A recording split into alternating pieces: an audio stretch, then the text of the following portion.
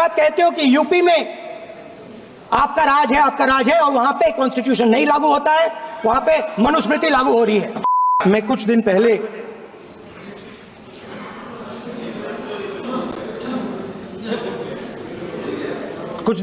मैं हाथरस गया।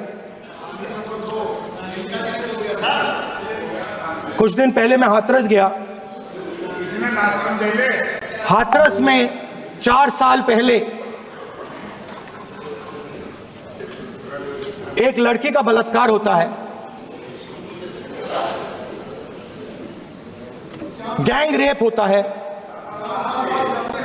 3-4 लोग गैंग रेप करते हैं। मैं 2-3 दिन पहले उस लड़की के परिवार के घर में गया।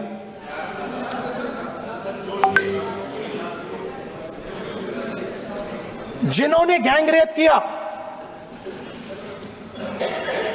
वो बाहर घूम रहे हैं और लड़की का परिवार अपने घर में बंद है। लड़की का परिवार बाहर नहीं जा सकता है।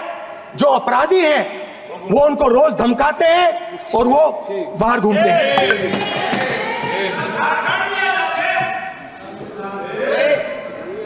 परिवार ने मुझे बताया कि बेटी का जो अंतिम संस्कार था वो भी नहीं करने दिया और चीफ मिनिस्टर ने इसके बारे में खुलकर मीडिया में झूठ बोला है। ये कॉन्स्टिट्यूशन में कहां लिखा है? ये कॉन्स्टिट्यूशन में कहां लिखा है कि जो बलात्कार करते हैं वो बाहर रहे और जिसका रेप हुआ है, जिसके परिवार, उस परिवार को बंद कर दिया जाए? कहां लिखा है कॉन्स्टिट्यूशन में? ये आपकी किताब में लिखा हुआ है, मनुस्मृति में लिखा है, मगर कॉन्स्टिट्यूशन में नहीं लिखा। और अगर आप कहते हो कि यूपी में आपका राज है और वहां पे कॉन्स्टिट्यूशन नहीं लागू होता है, वहां पे मनुस्मृति लागू हो रही है।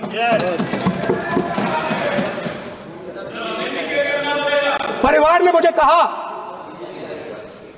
मुझे कहा कि यूपी की सरकार ने उन्हें वायदा किया था, कहा था कि हम आपका रिलोकेशन करेंगे, आपको कहीं और रहने की जमीन देंगे।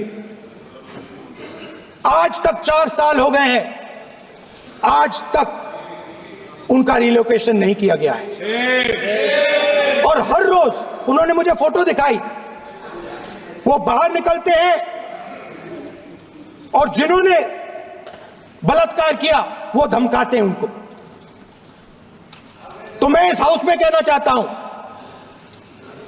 कि अंबेडकर जी के संविधान वाले लोग, इंडिया गठबंधन वाले लोग, हम सब मिलकर उस परिवार का रिलोकेशन हम करेंगे अगर आप नहीं करोगे तो। और हिंदुस्तान के हर गरीब व्यक्ति को हम ये कहना चाहते हैं, आपकी रक्षा कॉन्स्टिट्यूशन करता है और ये बीजेपी के लोग कॉन्स्टिट्यूशन पर 24 घंटा आक्रमण करते रहते हैं। कॉन्स्टिट्यूशन में लिखा है prohibition of discrimination on grounds of religion, race, caste, sex और place of birth. The state shall not discriminate against any citizen on grounds only of religion, race, caste, sex, place of birth or any of them. Some days back, youngsters from Sambal came to see me. Innocent people, they had done nothing. They were just, वो पास में थे, 5 लोगों को गोली मार के हत्या कर दी। ये कहां लिखा है कॉन्स्टिट्यूशन में?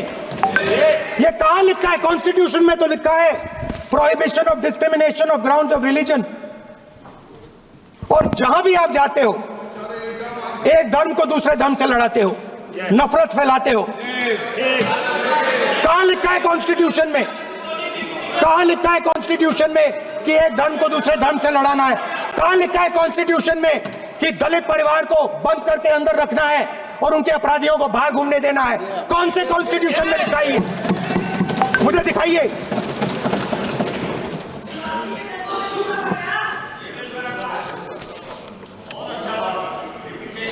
स्पीकर साहब, हमारी जो विचारधारा है, इंडिया गठबंधन की विचारधारा है, वो देश में कॉन्स्टिट्यूशन लाई है। हम सब मिलकर कॉन्स्टिट्यूशन की रक्षा करते हैं। अंबेडकर जी ने कहा था, if there is political equality but no social and economic equality, political equality will be destroyed। ये अंबेडकर जी के शब्द हैं और आज ये बात सबके सामने है। पॉलिटिकल इक्वालिटी जो थी वो खत्म हो गई है। हिंदुस्तान के सारे इंस्टीट्यूशंस कैप्चर कर लिए गए हैं।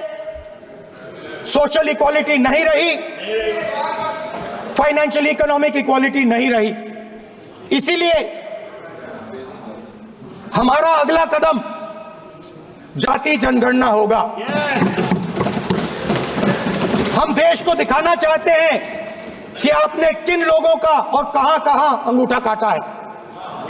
हम दलितों को, आदिवासियों को, पिछड़ों को, किसानों को, मजदूरों को दिखाना चाहते हैं कि आपने किस किस का अंगूठा काटा है। इसलिए जो मैंने वायदा किया था, इसी हाउस में यहां हम कास्ट सेंसस लागू करेंगे और उसके बाद हिंदुस्तान में एक नए तरीके का विकास होगा, एक नई तरीके की राजनीति होगी।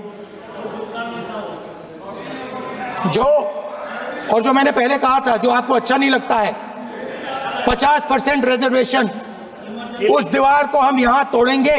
50% रिजर्वेशन की दीवार और जाति जनगणना हम यहां करा के दिखाएंगे। आपको जो कहना है कर लो, कह लो।